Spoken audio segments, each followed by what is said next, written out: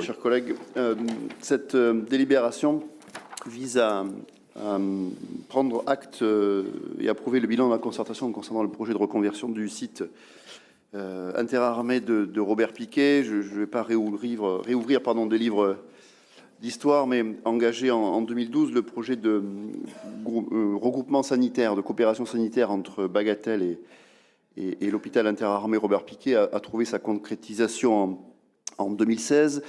Dès 2018, un comité de pilotage a été créé sous l'égide de Monsieur le préfet de région et sous l'impulsion des différents ministres ou secrétaires d'État qui se sont succédés depuis. Assez rapidement, Bordeaux Métropole s'est engagé dans une opération d'aménagement en se rendant par l'intermédiaire de la FAB propriétaire de ce foncier. Plusieurs comités de pilotage se sont réunis depuis. Un plan guide en 2 versions a été élaboré par un assistant à maître d'ouvrage, le cabinet Beltrando.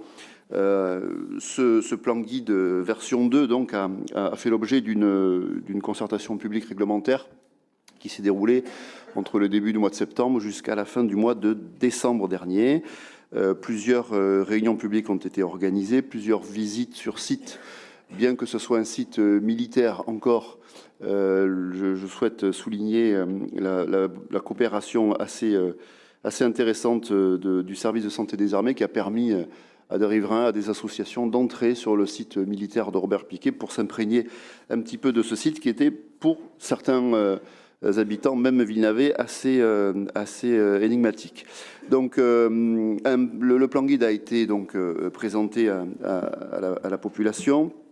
Il fait bien sûr la part belle à différents principes d'aménagement. Le premier, c'est que le site qui fait 20 hectares, un peu plus de 20 hectares, comporte des invariants. La première partie, c'est effectivement le souhait du ministère des Armées de rester propriétaire d'environ 5 à 6 hectares comprenant des espaces militaires déjà et puis des espaces prairies.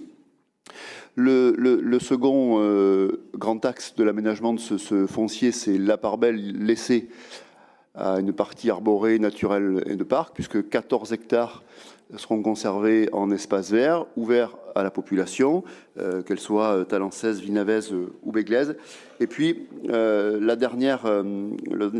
dernier axe, c'est qu'effectivement, la partie bâtie qu'il reste sera conservée avec une vocation plutôt tournée vers la santé, un campus autour de la santé. Voilà ce que je voulais dire. La concertation a fait naître quelques petites remarques de la part de la population, notamment effectivement une inquiétude assez légitime sur l'offre de soins, qui n'est pas incomplète et saturée, mais qui est transférée sur le site de Bagatelle. Je rappelle juste que le nouvel hôpital Bagatelle, qui restera en secteur 1, pourra accueillir 492 lits d'hospitalisation contre 114 seulement actuellement, avec un passage aux urgences fixé à 40 000 par an, contre un peu moins de 20 000 aujourd'hui, dans un service sous-dimensionné à 12 000 passages par an sur Robert Picquet. Donc on voit qu'il y a une réelle amélioration aussi sur l'offre de santé. Également en maternité, puisque la nouvelle maternité est programmée à 3 000 accouchements par an contre un peu moins de 2 500 aujourd'hui, et l'accueil de 30 spécialités largement supérieures à la situation aujourd'hui. Le bilan réalisé fait principalement état d'observations ou d'interrogations donc concernant cette offre de soins transférée de quelques centaines de mètres de Robert Picquet sur Villeneuve-d'Ornon à Baillat sur Talence, mais les réponses ont été apportées à la fois par l'ARS mais également par le ministère des Armées. Le bilan fait apparaître la préservation d'espaces paysagers existants et de manière assez ambitieuse, puisque près de 14 hectares seront conservés en espace vert, contre aujourd'hui un peu moins de 3 hectares. Des inquiétudes sur la gestion et l'entretien de ces espaces, la programmation des bâtiments, le stationnement et la circulation et l'intégration urbaine en limite nord du site. Donc la maîtrise d'ouvrage de ce projet est aujourd'hui assurée par Bordeaux Métropole au titre de ses compétences et elle a transféré sa réflexion à la FAB qui assure donc la maîtrise d'ouvrage des études urbaines et programmatiques pour le plan guide définitif de l'aménagement de ces un peu plus de 22 hectares.